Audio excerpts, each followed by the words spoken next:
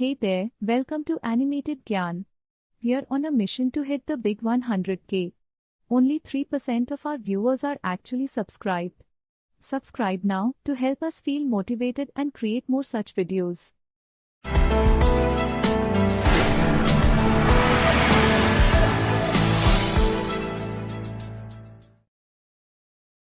Vikram Seth is an acclaimed Indian poet, novelist, and travel writer. Born in Kolkata, West Bengal, Seth completed his higher studies in Oxford University, England. From Heaven Lake, published in 1896, garnered him literary fame. He, however, is best known for his verse novel, The Golden Gate, and his epic novel, A Suitable Boy. A Suitable Boy is one of the longest novels written in the English language. Some of his other works include Mappings, An Equal Music, Two Lives, Beastly Tales, and A Suitable Girl. His works are heavily autobiographical in nature and deal with diverse themes, emotions, and social situations. Seth has won numerous awards, like the Sahitya Akademi Award, Commonwealth Writers' Prize, and the Padma Shri for his outstanding literary contribution. Kathmandu, an extract from his highly praised travel novel, From Heaven Lake, is replete with Seth's cultural experience of the city.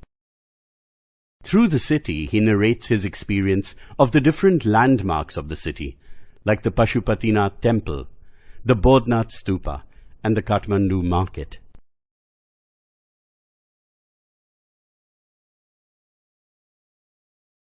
Let's take a look at Kathmandu by Vikram Seth. The author, Vikram Seth, arrives at Kathmandu late in the night. He finds a cheap room to stay. The next day, he travels to Pashupatinath Temple with his travel companions, Mr. Shah's son and nephew. Pashupatinath Temple is the epitome of chaos. Seth describes the scene as one of febrile confusion. Seth sees thousands of worshippers vying for the priest's attention. He also sees foreigners trying to gain entry into the temple. There were also people bowing to the princess of the Nepalese royal house as she made her way into the temple. As Seth looked on, two monkeys started fighting with each other. A little way from the temple, a corpse was being cremated near the banks of the Bagmati river. There were washerwomen washing clothes by its banks, and children bathing in the river. It is said that the Bagmati river is the resting place of the shrine of a goddess. The shrine protrudes halfway from its stone platform. People believe that when it emerges fully from the platform, the period of Kal Yuga will end. In contrast to the frenzied nature of the Pashupatinath temple, the Bodhnath Stupa was a picture of calm and stillness. Its white dome was surrounded by the road, and there were small shops at its outer edge. There were no crowds at this stupa, which lent to its quiet character. After visiting the holy places sacred to Hindus and Buddhists, Seth sets off to experience the busy streets of Kathmandu. He describes the city as vivid, mercenary, and religious. He sees many hawkers and vendors dotting the streets of Kathmandu, selling flowers, fruits, flutes, postcards, Western cosmetics, film rolls, and chocolate. Sounds of film songs, car horns, bicycle bells, cows mooing, and vendors shouting provided the background noise for the street sights. Seth buys himself a bar of marzipan, corn on the cob, comic books, and a Reader's Digest.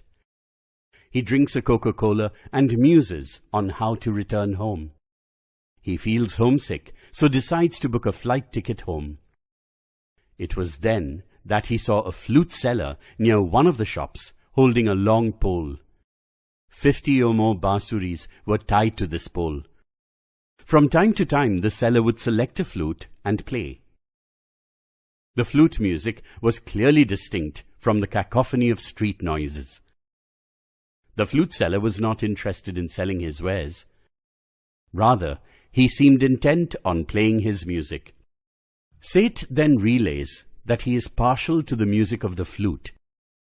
He says that every culture has a version of the flute: the ney from the Middle East, the Japanese shakuhachi, the bansuri from India, and the flutes of South America.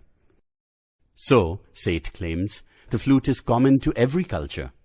He, however, notes that every flute from every culture has its own unique sound. Seth is surprised that he can be so affected by a bansuri. Earlier in his travels, he believed such details to be insignificant. Now, however, he finds meaning and significance in little details, like a flute seller playing his music.